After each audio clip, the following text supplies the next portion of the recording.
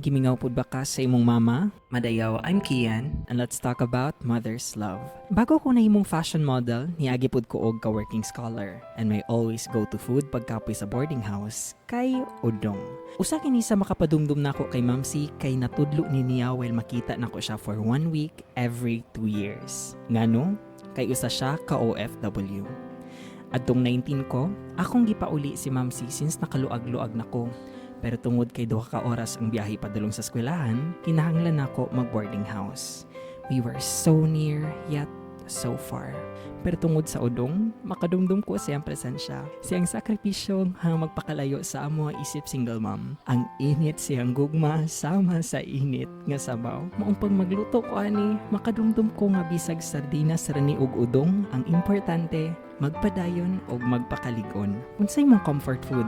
Tara, chika ta sa comment section. Sending love and light.